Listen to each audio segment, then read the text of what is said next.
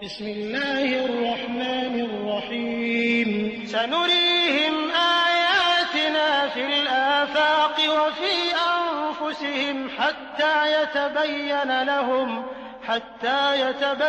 لهم أنه الحق. الحمد للہ رب العالمین والصلاة والسلام علی رسولہ الکریم وصحبہ اجمعین. اما بعد فاعوذ باللہ من الشیطان الرجیم. بسم اللہ الرحمن الرحیم. سنریہم آیاتنا فی الآفاق وفی انفسہم حتی یتبین لہم انہ الحق. صدق اللہ العظیم. رب اشرح لی صدری ویسر لی امری واحلل عقدۃ من لسانی یفقہوا قولی. آمین یا رب العالمین. محترم ناظرین، کسی بھی آسمانی کتاب کی حقانیت کو جاننے کا ایک ذریعہ یہ بھی ہے کہ وہ کتاب زمانے کے ساتھ ساتھ ہونے والی تبدیلیوں اور ان کے نتیجے میں ابھرنے والے سوالات، مسائل اور نظریات کا حل بتائے. انگلش میں ہم اسے یوں کہہ سکتے ہیں کہ it should stand the test of time. مختلف ادوار میں لوگوں کی مجموعی ذہنیت ایک خاص طرز کی ہوتی ہے. مثلا آج سے 1400 سال پہلے عربوں کو اپنی زبان پہ بہت ناز تھا. وہ کہتے تھے کہ بولتے تو صرف ہم ہیں، اور وہ غیر عربی کو عجمی کہتے تھے، جس کا مطلب ہوتا ہے گونگا. اللہ تعالیٰ نے قرآن مجید حضرت محمد صلی اللہ علیہ وسلم پر نازل کیا اور یہ چیلنج کیا کہ اگر انہیں اس کتاب کے بارے میں کوئی شک ہے تو وہ بھی اس جیسا کوئی قرآن لے آئیں. ان کے اندر بہت بڑے بڑے خطیب ہیں، بہت بڑے بڑے شعراء ہیں، یہ سب مل کے اس جیسا کوئی قرآن لے آئیں. فرمایا کہ اگر یہ قرآن نہیں لا سکتے تو چلیں 10 صورتیں لے آئیں. پھر فرمایا کہ اگر یہ 10 صورتیں بھی نہیں لا سکتے تو چلیں اس قرآن جیسی کوئی ایک صورت ہی بنا کے لے آئیں. چنانچہ اللہ تعالیٰ سورہ بقرہ کی آیت نمبر 23 اور 24 میں فرماتے ہیں وَإِن كُنتُمْ فِي رَيْبٍ مِّمَّا نَزَّلْنَا عَلَىٰ عَبْدِنَا فَأْتُوا بِسُورَةٍ مِّن مِّثْلِهِ وَادْعُوا شُهَدَاءَكُم مِّن دُونِ اللَّهِ إِن كُنتُمْ صَادِقِينَ. فرمایا ہم نے جو کچھ اپنے بندے پہ اتارا ہے اس میں اگر تمہیں شک ہو تو اس جیسی ایک صورت بنا لاؤ. تمہیں اختیار ہے کہ اللہ کے سوا اور اپنے مددگار بلا لو. ناظرین، یہ ان کو چیلنج دیا گیا کہ اگر انہیں اس کتاب کے بارے میں، اس قرآن مجید کے بارے میں کوئی شک ہے تو وہ بھی اس جیسی کوئی ایک صورت بنا کے لے آئیں. اس پر مزید چیلنج کس طرح دیا؟ آگے فرمایا فَإِن لَمْ تَفْعَلُوا وَلَن تَفْعَلُوا فَاتَّقُوا النَّارَ الَّتِي وَقُودُهَا النَّاسُ وَالْحِجَارَةُ أُعِدَّتْ لِلْكَافِرِينَ. فرمایا پھر اگر تم نے نہ کیا اور تم ہرگز نہیں کر سکتے تو اس آگ سے بچو جس کا ایندھن انسان اور پتھر ہیں، جو کافروں کے لیے تیار کی گئی ہے. ناظرین، یہ ہے چیلنج پر چیلنج. ناظرین، صورت بنانا تو بہت دور کی بات، کسی نے کوشش تک نہیں کی، اور اگر کسی بدبخت نے کوشش کی بھی تو وہ بری طرح سے ناکام ہوا.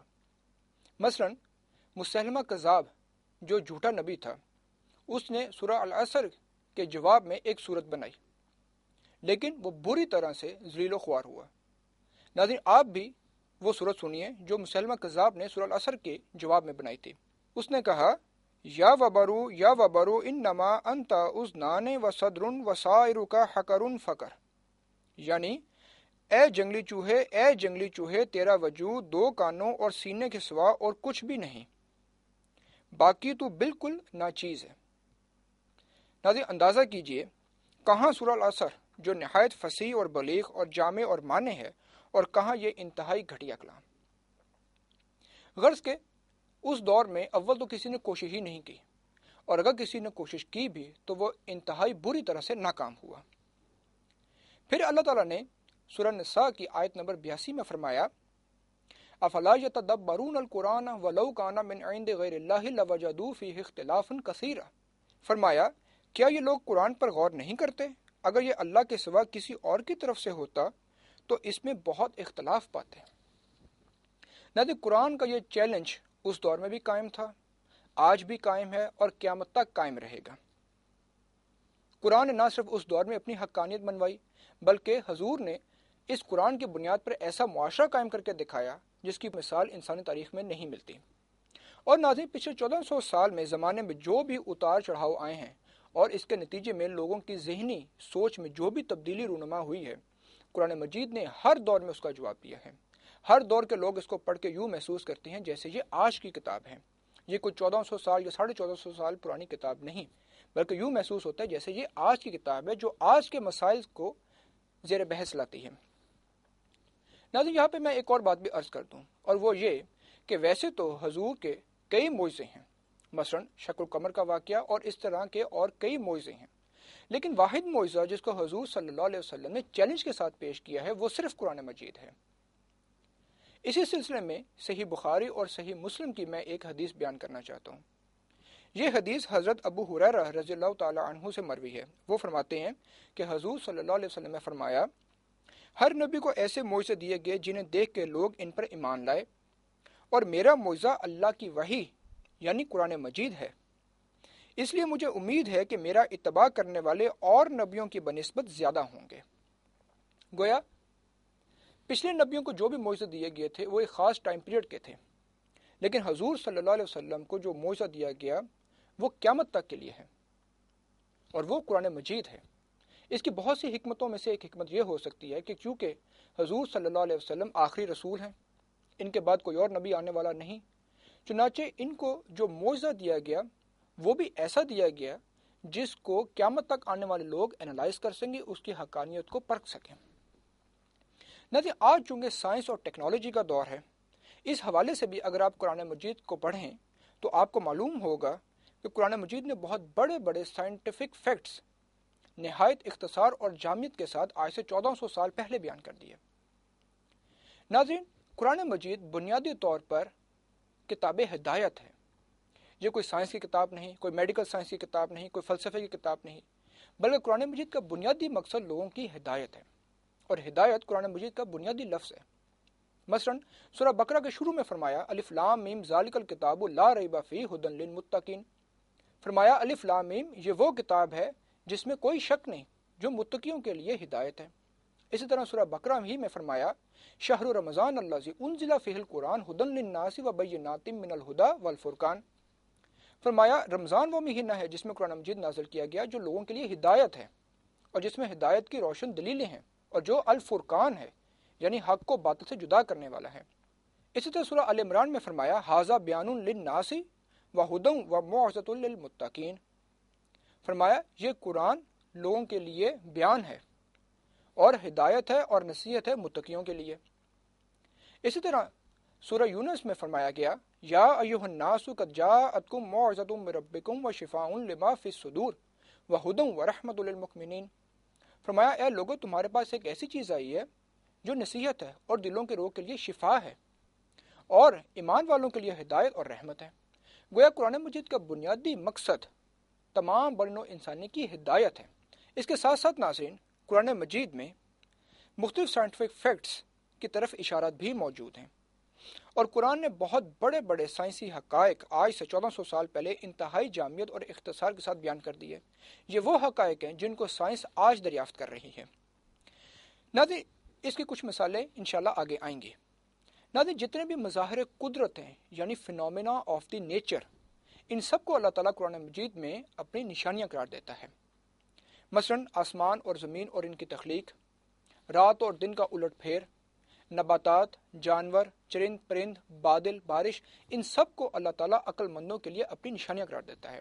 مثلا اللہ تعالیٰ سورہ بقرہ کی آیت نمبر 164 میں فرماتے ہیں ان فی خلق السماوات والارض واختلاف اللیل والنہار والفلک التی تجری فی البحر بما ينفع الناس وما انزل اللہ من السماء من ماء فاحیا به الارض بعد موتها وبث فيها من كل دابة وتصريف الرياح والسحاب المسخر بين السماء والارض لآیات لقوم یعقلون۔ ناظرین، اس آیت کریمہ کی ایک خاص شان ہے، اور وہ یہ کہ اتنے فینومینا آف دی نیچر قرآن مجید کی کسی اور ایک آیت میں بیان نہیں ہوئے جتنے اس آیت میں بیان ہوئے ہیں۔ فرمایا ان فی خلق السماوات والارض، بے شک آسمانوں اور زمین کی تخلیق میں، واختلاف اللیل والنہار، اور رات اور دن کے الٹ پھیر میں، والفلک التی تجری فی البحر بما ينفع الناس، اور ان کشتیوں میں جو لوگوں کے کام کی چیزوں کے لیے ہوئے دریاؤں میں چلتی ہیں، وما انزل اللہ من السماء من ماء فاحیا به الارض بعد موتها، اور اس پانی میں جس کو اللہ تعالیٰ نے آسمان سے نازل کیا اور پھر اس کے ذریعے مردہ زمین کو زندہ کیا، وبث فیہا من کل دابہ، اور ان جانوروں میں جن کو اللہ تعالیٰ نے زمین میں پھیلا رکھا ہے، وتصریف الریاح، اور ہواؤں کے بدلنے میں، وسحاب المسخر بین السماء والارض، اور ان بادلوں میں جو آسمان اور زمین کے درمیان مسخر ہیں یعنی اس کے حکم کے تابع ہیں، لآیات لقوم یعقلون، ان سب میں عقل مندوں کے لیے بہت سی نشانیاں ہیں۔ ناظرین نوٹ کیجئے اس آیت کریمہ میں کم از کم 7 بہت بڑے بڑے مظاہر قدرت کو اللہ تعالیٰ اپنی نشانیاں قرار دے رہے ہیں۔ فرمایا ان فی خلق السماوات والارض واختلاف اللیل والنہار والفلک التی تجری فی البحر بما ينفع الناس وما انزل اللہ من السماء من ماء فاحیا به الارض بعد موتها وبث فیها من کل دابہ وتصریف الریاح والسحاب المسخر بین السماء والارض لآیات لقوم یعقلون۔ ناظرین آگے چلیے، اسی طرح سورہ آل عمران کی آیت نمبر 190 میں فرمایا ان فی خلق السماوات والارض واختلاف اللیل والنہار لآیات لأولی الالباب۔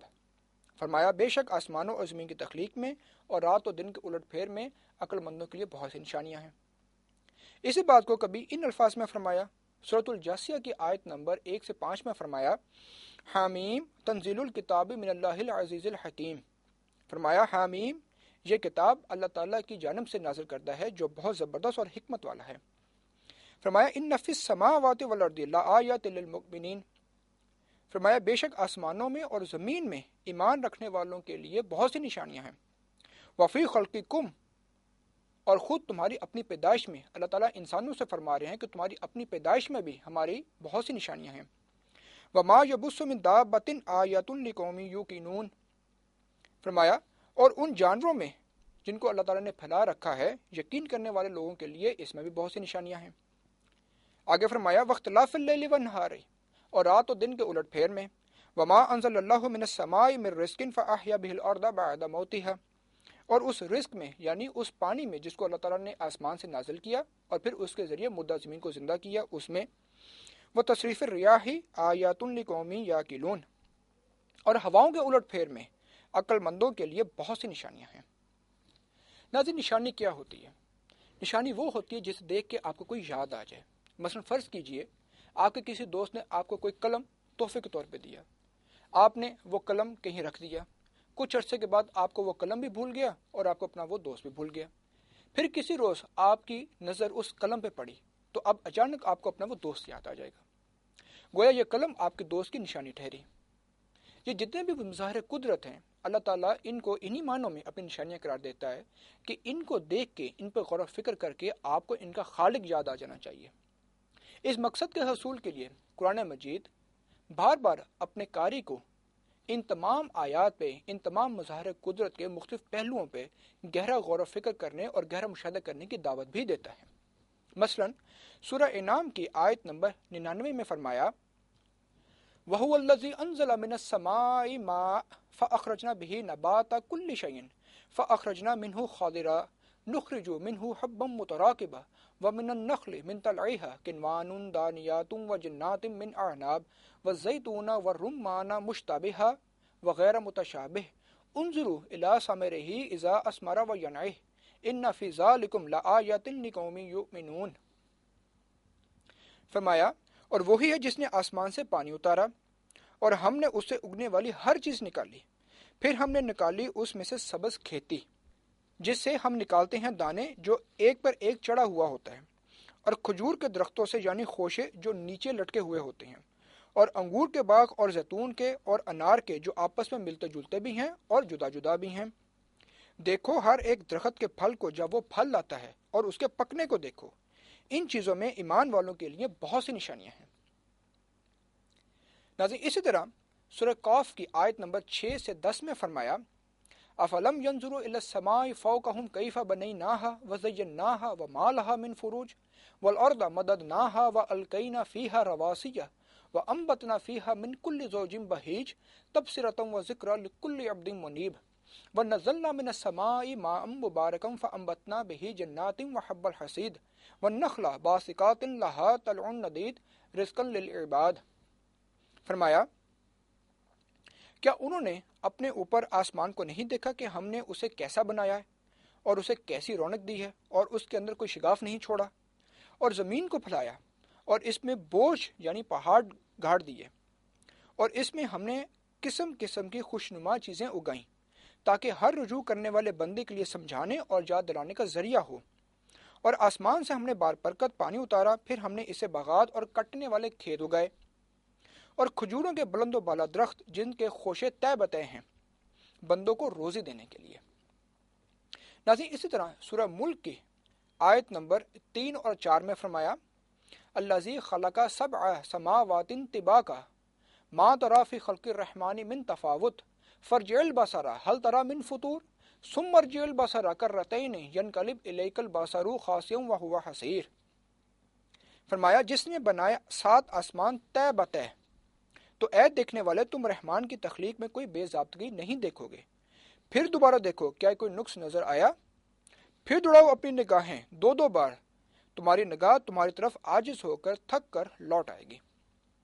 ناظرین، یہ بہت زوردار دعوت بھی ہے اور ایک چیلنج کے ساتھ دعوت ہے۔ اسی طرح سورۃ الغاشیہ کی آیت نمبر 17 سے 20 میں فرمایا، افلا ينظرون الى الابل كيف خلقت والى السماء كيف رفعت والى الجبال كيف نصبت والى الارض كيف سطحت۔ فرمایا کیا انہوں نے اونٹ کی طرف نہیں دیکھا کہ ہم نے اسے کیسے تخلیق کیا ہے، وَإِلَى السَّمَاءِ كَيْفَ رُفِعَتْ اور آسمان کی طرف کہ اسے کیسے بلند کیا گیا، وَإِلَى الْجِبَالِ كَيْفَ نُصِبَتْ اور پہاڑ کی طرف کہ وہ کیسے گاڑا گیا، وَإِلَى الْأَرْضِ كَيْفَ سُطِحَتْ اور زمین کی طرف کہ وہ کیسے بچھائی گئی۔ اسی طرح کہیں انسان کو کہا گیا کہ وہ اپنی تخلیق پر غور کرے، چنانچہ سورہ طارق کی آیت نمبر 5 میں فرمایا، فَلْيَنظُرِ الْإِنسَانُ مِمَّا خُلِقَ۔ فرمایا بس انسان کو دیکھنا چاہیے کہ وہ کس چیز سے پیدا کیا گیا۔ اور اسی طرح ناظرین قرآن مجید میں اور کئی آیات ہیں، مثلا سورہ ملک کی آیت نمبر 19 میں فرمایا، اولم یروا الی الطیر فوقہم صافات ویقبضن ما یمسکہن الا الرحمن انہ بکل شیء بصیر۔ اس کے اندر بھی زوردار دعوت ہے۔ چنانچہ اس طرح کی اور کئی آیات ہیں قرآن مجید میں جس میں قرآن مجید اپنے پڑھنے والوں کو ان تمام مظاہر قدرت کے مختلف پہلوؤں پر غور و فکر کرنے کی دعوت دیتا ہے۔ ناظرین، اسی مشاہدے، غور و فکر کے طریقے اور اس کی حکمت کو سمجھنے کا نام آج کے دور میں سائنس ہے۔ قرآن مجید کہتا ہے کہ آسمانوں کی تخلیق پہ غور کرو، آج اس علم کو ایسٹرونومی یا ایسٹرو فزکس کہتے ہیں۔ قرآن کہتا ہے کہ زمین کی تخلیق پہ غور کرو، آج اس علم کو جیولوجی کہتے ہیں۔ قرآن کہتا ہے جانوروں پہ غور کرو، آج اس علم کو زوالوجی کہتے ہیں۔ قرآن کہتا ہے کہ پودوں پہ غور کرو، آج اس علم کو باٹنی کہتے ہیں۔ اور قرآن کہتا ہے کہ انسان کو چاہیے کہ وہ اپنی تخلیق پہ غور کرے، آج اس علم کو ایمبریولوجی کہتے ہیں۔ غرض کہ ہم یوں کہہ سکتے ہیں کہ قرآن مجید سائنس اور اس کی تمام میجر فیلڈز کا علم حاصل کرنے کی حوصلہ افزائی کرتا ہے۔ انگلش میں ہم اسے یوں کہہ سکتے ہیں، the Quran leads the way to science. ناظرین، احادیث کے اندر بھی علم حاصل کرنے کی بہت تاکید آئی ہے۔ میں یہاں پہ صرف 2 احادیث کا حوالہ دوں گا۔ پہلی حدیث ابن ماجہ میں اور ترمذی میں ہے، جو حضرت انس بن مالک رضی اللہ تعالی عنہ سے مروی ہے۔ وہ فرماتے ہیں کہ حضور صلی اللہ علیہ وسلم نے فرمایا، علم حاصل کرنا ہر مسلمان مرد اور عورت پر فرض ہے۔ اسی طرح دوسری حدیث ترمذی اور دارمی میں ہے، جو کہ حضرت عبداللہ بن مسعود سے مروی ہے۔ وہ فرماتے ہیں کہ حضور نے فرمایا کہ علم حاصل کرو اور دوسروں کو سکھاؤ۔ ناظرین، یہاں تک ہم نے دیکھا کہ قرآن مجید سائنس کا علم حاصل کرنے کی حوصلہ افزائی کرتا ہے اور احادیث کے اندر بھی علم حاصل کرنے کی بہت تاکید آئی ہے۔ ناظرین، یہاں پہ میں ایک اور بات بھی عرض کر دوں، وہ یہ کہ بہترین علم جو سا ہے وہ تو ہے دین کا علم، اور اس میں بھی قرآن مجید کا علم، کیونکہ حضور نے فرمایا، خیرکم من تعلم القرآن وعلمہ، تم میں سے بہترین لوگ وہ ہیں جو قرآن سیکھیں اور دوسروں کو سکھائیں۔ اور اس سے کم درجے میں قرآن مجید سائنس کا علم حاصل کرنے کی بھی حوصلہ افزائی کرتا ہے۔ اور سائنس کا علم ناظرین کوئی قرآن مجید سے ہٹ کر کوئی سیکولر علم نہیں ہے، بلکہ یہ بھی عین قرآن کے مطابق ہے۔ ناظرین، اس بات کو اس طرح سمجھیے کہ یہ قرآن مجید اللہ تعالیٰ کا کال ہے، یعنی دس قرآن مجید از دی ورڈ آف گاڈ، اور یہ ساری کائنات یہ اللہ تعالیٰ کا فعل ہے، یعنی this whole universe is the work of God, اور اللہ تعالیٰ کے کال اور فعل میں کوئی تضاد نہیں۔ بہرحال علم میں سب سے بہترین علم جو ہے وہ تو ہے قرآن مجید کا اور دین کا علم، اور اس سے کم درجے میں قرآن مجید سائنس کا علم حاصل کرنے کی بھی حوصلہ افزائی کرتا ہے۔ اب ناظرین، یہاں پہ ایک سوال پیدا ہوتا ہے، اور وہ یہ کہ کیا کوئی شخص صرف سائنس کا علم حاصل کرنے سے اپنے مالک کو، اللہ تعالیٰ کو پہچان لے گا؟ اس کا جواب ہے نہیں، کیونکہ اگر کوئی ایسی بات ہوتی تو آج یورپ کے اور امریکہ کے تمام سائنسدان ایمان لا چکے ہوتے ہیں۔ اس کے لیے ضروری ہے فطرت سلیم اور عقل سلیم۔ ناظرین نوٹ کیجئے، سورہ بقرہ کی آیت نمبر 164 کے آخر میں فرمایا لآیات لقوم یعقلون۔ سورہ ال عمران کی آیت نمبر 190 کے آخر میں فرمایا لآیات لأولی الالباب۔ سورۃ الجاثیہ کی آیت نمبر 3، 4 اور 5 میں بالترتیب فرمایا لآیات للمؤمنین، آیات لقوم یوقنون، آیات لقوم یعقلون۔ اسی طرح سورہ انعام کی آیت نمبر 99 کے آخر میں فرمایا ان فی ذالکم لآیات لقوم یؤمنون، اور سورہ قاف کی آیت نمبر 8 میں فرمایا تبصرۃ و ذکریٰ لکل عبد منیب۔ ناظرین یہاں پہ اللہ تعالیٰ کن لوگوں کو عقل مند کہہ رہا ہے؟ وہ کون سے عقل مند لوگ ہیں جن کے لیے اللہ تعالیٰ نے ان تمام فنومنا آف دی نیچر کو اپنی نشانیاں قرار دیا ہے؟ یہ وہ لوگ ہیں جو عقل سلیم اور فطرت سلیم رکھتے ہیں۔ اب ناظرین ایک سلیم الفطرت شخص جب ان تمام فنومنا آف دی نیچر پر غور و فکر کرتا چلا جائے گا تو اس پر یہ بات واضح ہوتی چلی جائے گی کہ یہ تمام کائنات کسی بہت ہی زبردست حکمت والی اور بہت ہی زبردست قدرت والی ہستی نے تخلیق کی ہے، اور یہ کہ اس کائنات میں میرا امتحان ہو رہا ہے، یہاں پہ میں جو بھی عمل کر رہا ہوں اس کا مجھے اجر لازماً مل کے رہے گا۔ ناظرین ایسے لوگوں کا ذکر اللہ تعالیٰ سورہ ال عمران کی آیت نمبر 191 میں کرتے ہیں۔ فرمایا الذین یذکرون اللہ قیاما وقعودا وعلی جنوبہم۔ فرمایا وہ لوگ جو اللہ تعالیٰ کا ذکر کرتے ہیں، اللہ تعالیٰ کو یاد کرتے ہیں، کھڑے ہوئے بھی، بیٹھے ہوئے بھی اور لیٹے ہوئے بھی، اور وَيَتَفَكَّرُونَ فِي خَلْقِ السَّمَاوَاتِ وَالْأَرْضِ، اور وہ آسمانوں اور زمین کی تخلیق پر غور و فکر کرتے رہتے ہیں، اور وہ کس نتیجے پہ پہنچتے ہیں؟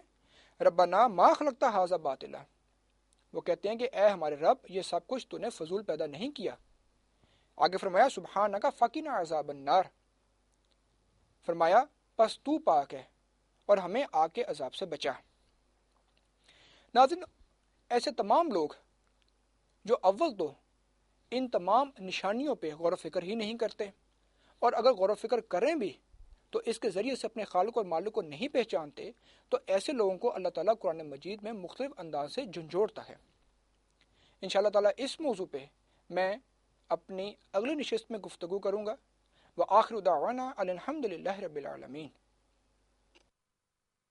والعصر ان الانسان لفی خسر الا الذین آمنوا وعملوا الصالحات وتواصوا بالحق وتواصوا بالصبر۔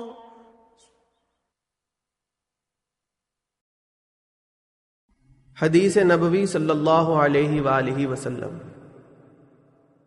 یقیناً اللہ تعالیٰ مصیبتوں سے تمہاری آزمائش کریں گے، حالانکہ اسے خوب معلوم ہے جس طرح تم میں سے کوئی سونے کو آگ پر تپا کر آزماتا ہے، تو تم میں سے کچھ تو خالص سونے کی طرح نکلیں گے، یہ لوگ ہوں گے جن کو اللہ تعالیٰ نے گناہوں سے بچایا، اور کچھ لوگ ایسے نکلیں گے جیسے کالا سونا، وہ سونا جس کے ساتھ گند ملا ہوا ہو، یہ وہ لوگ ہوں گے جو فتنوں میں پڑ گئے ہوں گے۔